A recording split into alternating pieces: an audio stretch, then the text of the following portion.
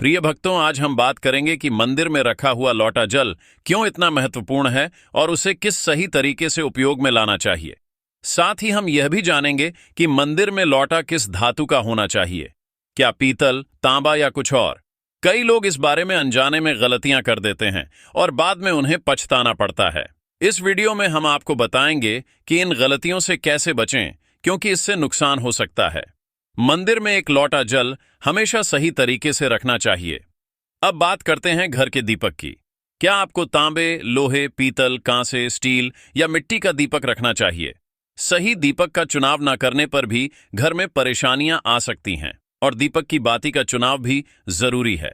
क्या कच्चा कलावा ठीक है या फिर रुई या सूती धागा सही रहेगा? इन छोटी छोटी बातों की अनदेखी से पितृदोष, न दोष, काल, सर्प दोष या गरीबी जैसी समस्याएं हो सकती हैं। दोस्तों, यदि आप इस वीडियो को बीच में छोड़ने का सोच रहे हैं तो आप अभी छोड़ सकते हैं, लेकिन कृपया ध्यान रखें, अगर आप लक्ष्मी माता का अपमान करते हैं तो यह आपके लिए शुभ नहीं रहेगा। अब बहुत से लोग यह सवाल पूछते हैं कि मुख्य द्वार पर जल छिड़कने का सही समय और तरीका क्या है। क्या इसे स्नान के बाद करना चाहिए या बिना स्नान के भी किया जा सकता है? और क्या झाड़ू लगाने से पहले जल छिड़कना चाहिए? या बाद में एक और सवाल जो अक्सर पूछा जाता है वह है, क्या पीरियड्स के दौरान मुख्य द्वार पर जल छिड़क सकते हैं या दीपदान कर सकते हैं?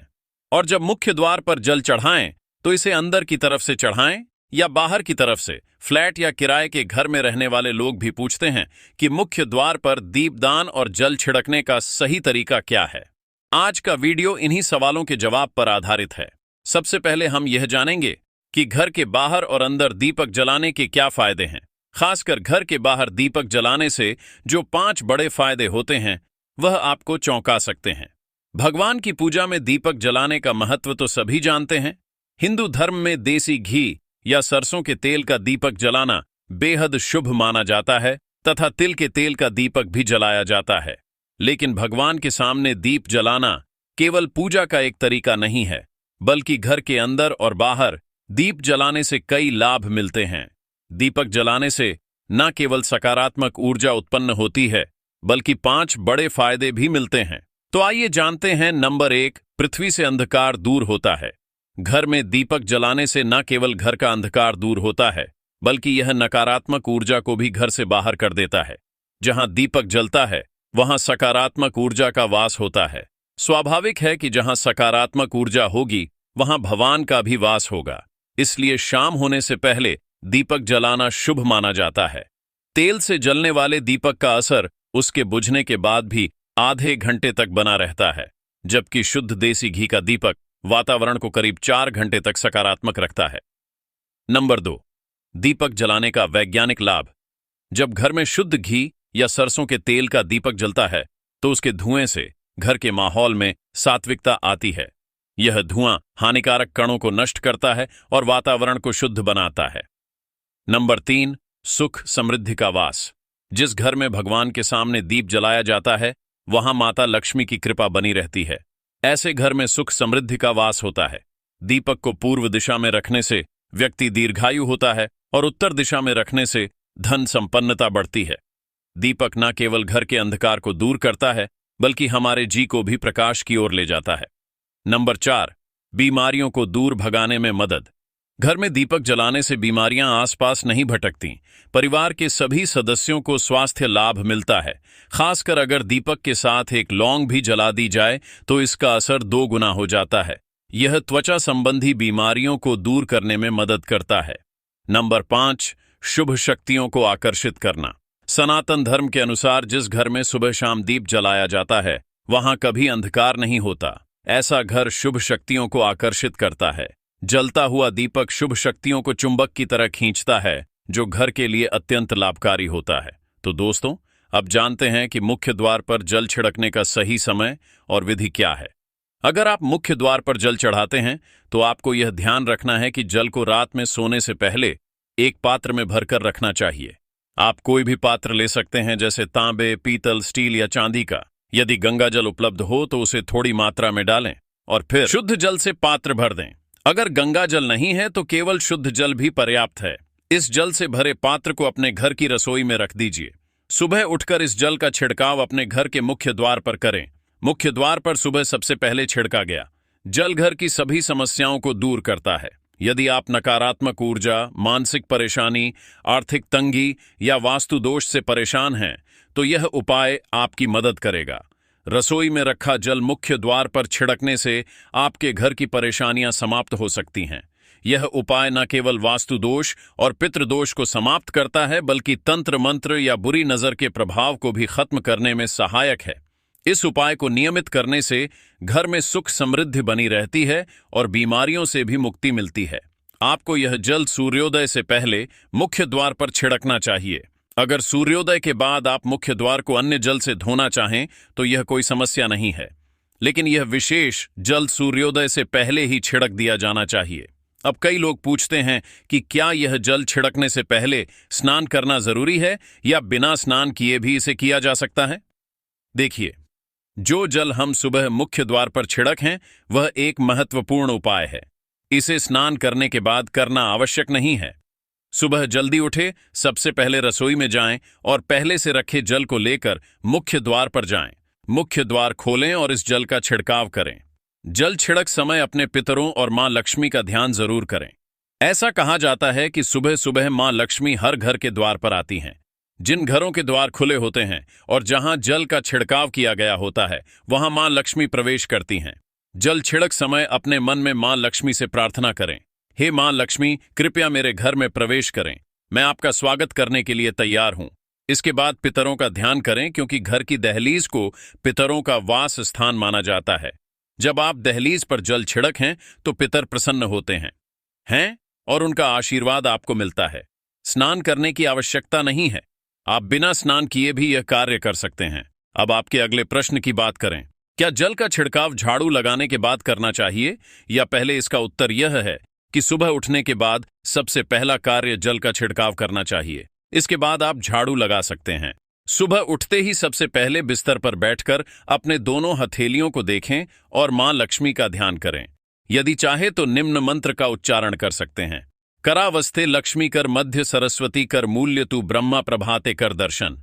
फिर दोनों हाथ जोड़कर देवी देवताओं को प्रणाम करें। इसके बाद हाथ से धरती को स्पर्श कर प्रणाम करें और धीरे से अपना दाहिना पांव जमीन पर रखें।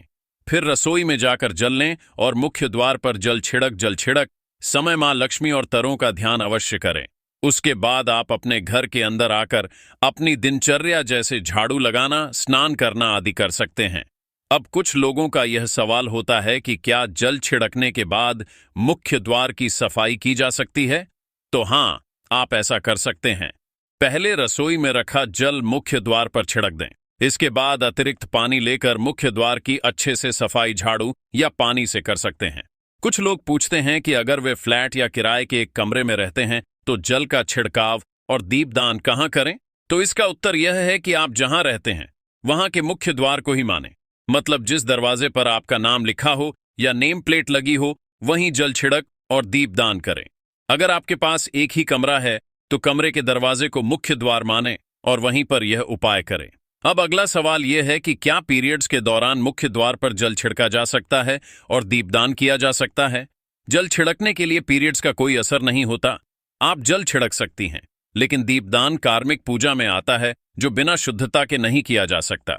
इसका मतलब यह है कि पीरियड्स समाप्त होने के बाद ही दीपदान करें। इसके अलावा कुछ लोग पूछते हैं कि मंदिर में जल रखना जरूरी है या नहीं और रखा हुआ जल क्या करना चाहिए।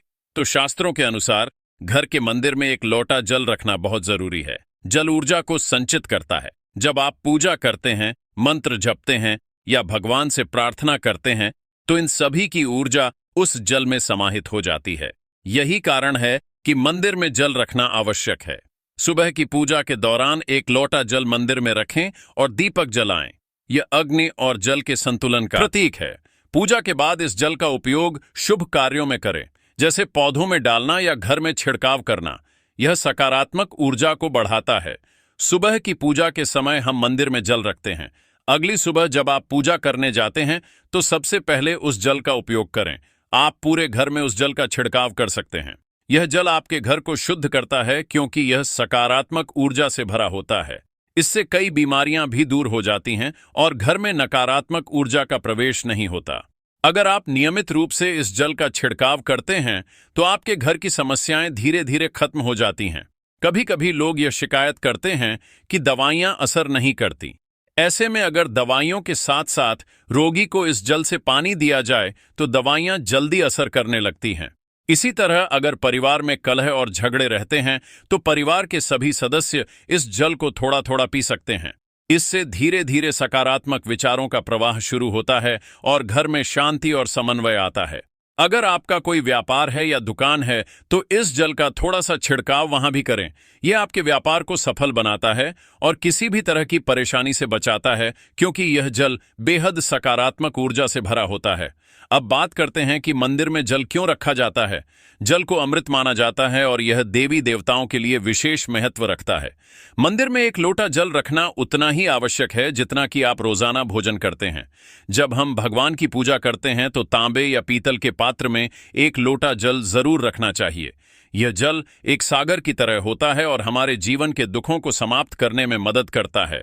यदि कोई व्यक्ति भगवान को रोजाना भोजन नहीं कर सकता तो वह मंदिर में एक लोटा जल रख सकता है, जिससे उसकी पूजा पूरी होती है, ताकि भगवान इसे ग्रहण करें और यह जल रूपी प्रसाद अगले दिन सुबह आप प्रसाद समझकर ग्रहण करें। लेकिन याद रखें, मंदिर में रखा जल कभी भी तुलसी में अर्पित नहीं करना चाहिए, क्योंकि यह जल सभी देवी देवता ग्रहण करते हैं। हाँ, अगर आपके घर में लड्डू गोपाल या राधा कृष्ण हैं और आप एक लोटा जल उनके लिए अर्पित करते हैं तो आप अगले दिन यानी सुबह के समय वह जल तुलसी में चढ़ा सकते हैं। मंदिर में रखा जल अगले दिन यानी सुबह अपनी आंखों को धोने के लिए प्रयोग करें। इससे आंखों की रोशनी बढ़ती है और आंखों की बीमारियां दूर होती हैं।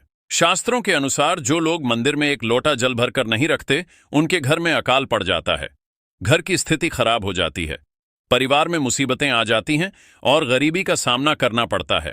आप चाहे तो एक लोटा जल में फूल आदि डालकर रख सकते हैं, जो बहुत शुभ माना जाता है। मंदिर में रखा जल का एक और उपयोग यह है कि इसे घर की रसोई में खाना बनाने में या पीने में भी प्रयोग कर सकते हैं। लेकिन यह जल तभी इस्तेमाल करें जब आपके घर में सात्विक भोजन बनता हो। अगर लहसुन या प्याज का इस्तेमाल होता है तो इस जल का प्रयोग खाना बनाने में नहीं करें। इस जल को परिवार के सभी सदस्य थोड़ी थोड़ी मात्रा में पी सकते हैं और बचा हुआ जल आप घर के पौधों में डाल सकते हैं। यह जल व्यर्थ नहीं होता, इसके बहुत सारे उपयोग होते हैं। अगर हम सही तरीके से इसका प्रयोग करें तो यह हमारे जीवन की परेशानियों को सुलझा सकता है। मंत्रों से अभिमंत्रित जल बहुत शक्तिशाली होता है और हमारे घर के मंदिर में रखा जल देवताओं का आशीर्वाद होता है, क्योंकि वह हमेशा देवताओं के पास होता है। इस जल में सभी सकारात्मक शक्तियां समाहित होती हैं और अगर हम इसका सही प्रयोग करें तो यह हमारे जीवन में सकारात्मक परिवर्तन ला सकता है। मतलब, आप जल को पी खाना बनाने, घर में छिड़काव करने में इस्तेमाल करते हैं तो इससे हमारी समस्याओं का समाधान होता है और अगर कोई भी कार्य नियमित तौर पर किया जाता है तो हमें उसका लाभ जरूर मिलता है। कभी कभी करेंगे तो उतना लाभ दिखाई नहीं देगा, लेकिन अगर आप नियम बना लें कि हर रोज उसी जल से घर में छिड़काव करना है, घर के हर व्यक्ति को थोड़ा थोड़ा पीने के लिए देना है, बचा हुआ जल पौधों में डालना है, दुकान पर छिड़कना है, व्यापारिक स्थल पर छिड़काव करना है, बच्चों की किताबों और तिजोरी में छिड़काव करना है, तो आपको निश्चित ही चमत्कार देखने को मिलेगा। इसी तरह से जो रसोई में रखा हुआ जल होता है, उसका छिलका आप अपने घर के मुख्य द्वार पर रखें तो इसका लाभ बहुत जल्दी दिखाई देगा, लेकिन इसे अपने रूटीन में शामिल करना होगा और प्रतिदिन नियम से यह कार्य करना होगा, तभी आपको लाभ मिलेगा। कई लोगों के सवाल होते हैं कि मंदिर में रखा जल जब हम अगले दिन उठाते हैं तो उसमें कभी कभी कीड़े मकोड़े पड़ जाते हैं, तो क्या हम उसे ढक सकते हैं? हाँ, आप उसे पूजा के बाद किसी प्लेट या कटोरी से ढक सकते हैं। जब आप अगले दिन उस जल को उठाएंगे तो वह बिल्कुल शुद्ध और साफ सुथरा होगा। आप इस जल का प्रयोग किसी भी कार्य में कर सकते हैं।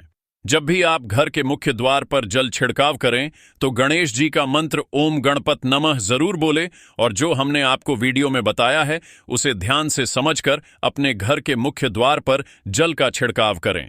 अब जानते हैं कि दीपक किस पदार्थ का होना चाहिए, लोहे का, तांबे का, पीतल का, कांसे का, स्टील का या मिट्टी का। आखिर घर में कौन सा दीपक रखना शुभ माना जाता है? अगर गलती से भी घर में गलत पदार्थ का दीपक रखा है तो पूरा घर अस्त व्यस्त हो जाएगा, कंगाल हो जाएगा और बर्बाद हो जाएगा। देखिए, स्टील के दीपक में पूजा करने से घर में शनि को नाराज किया जाता है। लोहे के दीपक से भी पूजा नहीं करनी चाहिए, क्योंकि इससे घर में गरीबी आ जाती है।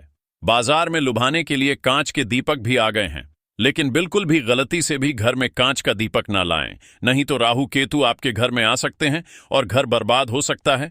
कांच का दीपक शनि और राहु को नाराज करता है। तांबे का, पीतल का और मिट्टी का दीपक धन की देवी लक्ष्मी को आकर्षित करता है। घर में कोई भी अन्य प्रकार का दीपक लाना सही नहीं माना जाता। पीतल और मिट्टी के दीपक को शुभ और मंगलकारी माना जाता है, क्योंकि यह शनि और राहु केतु को प्रसन्न रखता है, साथ ही मंगल ग्रह का भी असर कम करता है। कच्चा कलवा और रुई से जलने वाला दीपक सर्वोत्तम होता है। जो लोग सूती धागे से हाथ पर बांधने वाली बाती तैयार करते हैं, उनके घर में समस्याएं और गरीबी आ सकती हैं। रुई और कच्चा कलवा का दीपक ही शुभ माना जाता है। अब जानते हैं मंदिर में घंटी क्यों बजाई जाती है। शंकर के मंदिर में घंटी बजाने का उद्देश्य क्या है, ताली क्यों बजाई जाती है। शास्त्रों के अनुसार जब भी आप मंदिर या घर में घंटी बजाते हैं तो शिव महापुराण, लिंग पुराण और विष्णु पुराण में कहा गया है कि घंटी का नाद करते ही जितने तीर्थ हैं, साधक जो साधना कर रहे हैं, जप और तप हो रहे हैं, जितने दान किए जा रहे हैं, उन सभी पुण्य का फल उस समय आपके खाते में जमा हो जाता है। अब मंदिर में ताली बजाने का महत्व भी समझे। जब लोग भजन कर रहे होते हैं, साधना में होते हैं, अभिषेक कर रहे होते हैं या पूजा में व्यस्त होते हैं, तो 3 बार ताली बजाने से उनका पूरा पुण्य हमारे खाते में आ जाता है, जिससे हमारा भाग्य उज्जवल हो जाता है। एक महत्वपूर्ण बात यह है कि घर में गरुड़ घंटी का नाद कर बेहद शुभ माना जाता है, मगर बच्चों को खेल के तौर पर घंटी नहीं दी जाती, क्योंकि घंटी का नाद करते समय सभी का पुण्य हमारे खाते में आ जाता है। इसलिए घंटी का नाद केवल पूजा और भजन के समय ही करना चाहिए। इसे खेल खिलौने के रूप में न लें। मंदिर में घंटी बजाने का तरीका भी महत्वपूर्ण है। यह हमेशा प्रेम और श्रद्धा से बजानी चाहिए, न कि जोर जोर से। कई बार लोग मंदिर का पट बंद होने के बाद भी घंटी बजा देते हैं, जिससे पाप लगता है। अगर भगवान मंदिर में विश्राम कर रहे हैं तो उस समय घंटी बजाना गौर पाप माना जाता है। मंदिर बंद होने पर घंटी को रस्सी से बांध दिया जाता है ताकि वह ना बजे। घंटी बजाने का सबसे शुभ समय सुबह 4 बजे से लेकर 11 बजे तक होता है, क्योंकि यह समय अत्यंत मंगलकारी होता है। इसके अलावा शाम 6 बजे से रात 11 बजे से पहले भी घंटी बजाई जा सकती है। रात 12 बजे के बाद मंदिर के पट बंद कर दिए जाते हैं और देवी देवता विश्राम करते हैं। इस समय घंटी बजाना पुण्य के बजाय पाप का कारण बन सकता है। तो दोस्तों, आज की यह जानकारी आपको कैसी लगी? दोस्तों, अगर आप भी माता लक्ष्मी के सच्चे भक्त हैं और सच्चे मन से माता लक्ष्मी जी को मानते हैं, तो इस वीडियो को लाइक करें और आपके अपने YouTube चैनल प्रेमानंद भक्ति न्यूज को सब्सक्राइब करें। और प्रिय भक्तों, आप भी चाहते हैं कि आपके घर के भंडार हमेशा खुशियों से और अन्न धन से भरे रहे, तो आप कमेंट बॉक्स में जय मां लक्ष्मी, जय माता रानी जरूर लिखें। माता रानी आपसे प्रसन्न होगी और आपके ऊपर अपनी असीम कृपा बरसाएगी। आपकी झोली खुशियों से भर देगी। आपको किसी भी चीज की कीलत कभी भी नहीं आएगी। प्रिय भक्तों, आपके घर के द्वार हमेशा के लिए खुल जाएंगे और आपके घर में अन्न धन पैसे की कभी कमी नहीं आएगी। और प्रिय भक्तों, माता लक्ष्मी के लिए इस वीडियो को लाइक करें और आपके अपने YouTube चैनल को सब्सक्राइब करें, ताकि आने वाली हर नई वीडियो आपको सबसे पहले देखने को मिल सके। तो प्रिय भक्तों, मिलते हैं एक नई ज्ञान चर्चा के साथ। तब तक के लिए अपना ख्याल रखना। धन्यवाद।